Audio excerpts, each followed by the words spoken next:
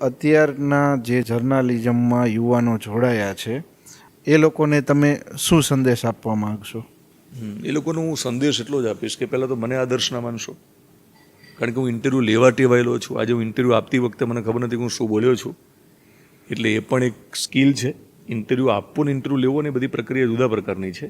તો ઇન્ટરવ્યૂ લેતી વખતે તમને મજા આવી હશે અને હું ઇન્ટરવ્યૂ આપતો હોય ત્યારે તમને ન મજા આવી હોય તો એ પણ તમે શીખો કે તમારે જ્યારે ઇન્ટરવ્યૂ આપવાનો થાય ત્યારે કેવા પ્રકારે વાતો કરવાની છે, કેવી વાતો કરવાની છે. બીજું, આદર્શ મને ના માનશો, પણ હું કેટલીક આદર્શ વાતો કરીશ કે જો તમારે પત્રકાર બનવું હોય તો ભગવાન ઉપર ભરોસો રાખો. બરાબર, ભગવાનને ખબર જ છે કે તમને ક્યારે શું આપવું, એટલે તમે પ્રલોભનમાં ના આવશો. પૈસા માટે પત્રકારત્વ ન કરશો, મહેનત કરો. યોગ્ય દિશામાં પૈસા આવે તો પૈસાદાર બનો તો તમે કોઈને મદદ કરી શકશો. એટલે પ્રામાણિક રહો, નિર્ભય બનો, ડરશો નહીં, કારણ કે ભગવાન સિવાય તમને કોઈ મારી શકે એમ નથી. એટલે નિર્ભય બનો. અને ત્રીજું, નિષ્પાપી બનો. અને પરમાર્થ માટે જો તમારું પત્રકારત્વ કામ આવે કે તમારા સમાચારથી કોઈકને ફાયદો થાય તો વધારે સારું છે. એટલે હું એવું કહીશ કે તમે આ પ્રકારના પત્રકાર બનો તો વધારે સારું છે. મારા જેવા ના બનો, જેવીજી જેવા ના બનો, કોઈના જેવા ના બનો. તમે પોતે તમારી અલગ ઓળખ, ભગવાનને ગમે તેવા બનો.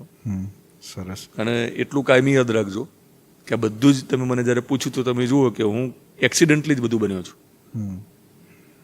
યુટ્યુબર બનવું હતું એટલે યુટ્યુબ ચેનલ નથી શરૂ કરી. મારે લાઇબ્રેરી તરીકે એનો ઉપયોગ કરવો હતો એટલે ચાલુ કરી હતી. અને આજે તમે પત્રકાર બનવું હતું એટલા માટે એ ટીવીમાં નહોતો ગયો. હું તો એન્ટરટેનમેન્ટ ડિપાર્ટમેન્ટમાં કામ કરતો હતો. લાલજી ચાવડા મને રાત્રે મળે છે ચા પીવામાં, બીજા દિવસે મને ન્યૂઝ સેક્શનમાં લઈ જાય છે. એટલે હું એક્સિડન્ટલી રિપોર્ટર બન્યો. તો એક્સિડેન્ટલ પ્રાઇમ મિનિસ્ટરની જેમ એક્સિડેન્ટલ રિપોર્ટર કહી શકાય. Yes yes.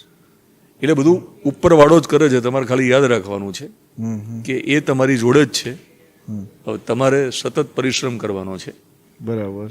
બરાબર ને? તમારે 3-4 ગુણો તમારા જીવનમાં આવે એની સાથે કરશો તો મજા આવશે.